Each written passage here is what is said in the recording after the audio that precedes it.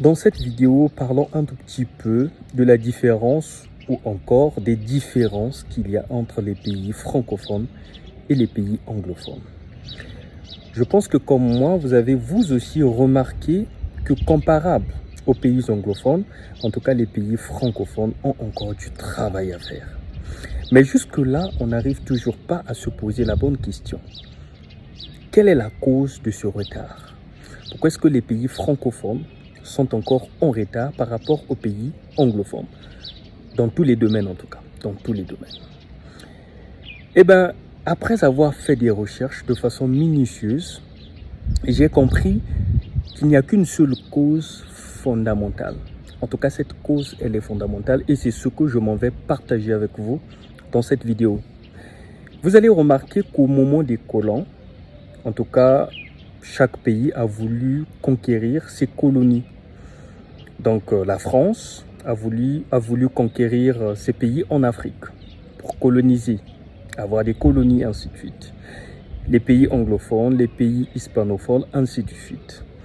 Vous allez remarquer quelque chose de très particulier avec les pays anglophones. Qu'est-ce qui se passe? C'est que pour les pays anglophones, ce sont les hommes d'affaires qui se sont engagés d'aller à la conquête des colonies en Afrique.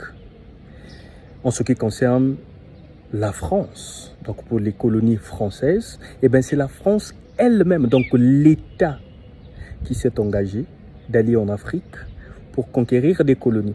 Alors vous allez remarquer la différence dans la façon de faire. C'est que quand les hommes d'affaires arrivent en Afrique pour conquérir des colonies, c'est que ces derniers au départ, ils avaient l'idée de, comment dirais-je, de partenariat. Une idée de check and balance, le win and win, ok? Alors que les Français, c'était nullement le cas. Les Français, ils sont venus avec une seule idée, assujettir, imposer leur volonté. Et cela peut se faire remarquer même dans le système éducatif. Est-ce que vous comprenez très bien ce que je suis en train de dire? Tandis que les pays anglophones, ce n'était pas le cas. Une fois que ces hommes d'affaires sont arrivés en Afrique, après avoir fait ce qu'ils ont fait, ils sont repartis et ont donné l'indépendance comme telle.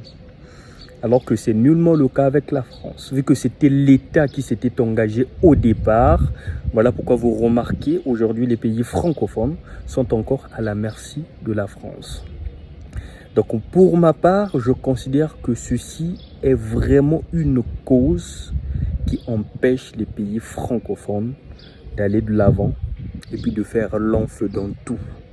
Déjà, en ce qui concerne le système éducatif, on en a assez parlé. En tout cas, ce système-là n'est pas là pour former des hommes comme tels qui peuvent réfléchir avec leur cerveau, mais ça forme des gens pour que ces derniers puissent se conformer à un système.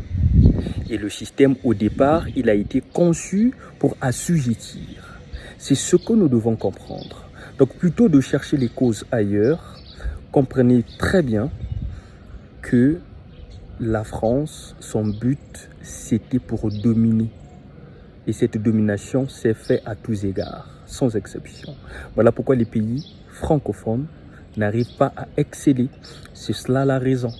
Donc pour nous autres francophones, la seule et l'unique chose que nous devons faire, c'est de travailler dur afin de relever la pente. Sans pourtant le faire, certainement que nous allons continuer à faire du surplace. Croyons que quelque chose va se faire, mais c'est faux. Et même dans notre raisonnement, vous allez voir, notre façon de raisonner est très différente aux anglophones. Vous comprenez? Même dans les affaires. Un anglophone rêve grand, tandis qu'un francophone ne rêve pas grand. Et même quand vous allez essayer un peu de voir la liste des hommes les plus riches, les hommes les plus fortunés, en Afrique seulement, vous allez remarquer que les anglophones, donc les hommes issus des pays anglophones, dominent.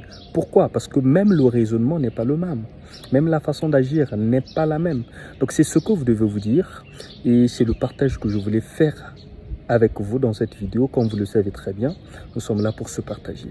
Certainement que vous avez des avis. C'est vrai que ce que je dis est discutable. Donc on peut à toute fois remettre en question quelques points de ce que je viens de dire. En tout cas, on garde le contact. C'était votre frère Davidson Bassessa. Au revoir.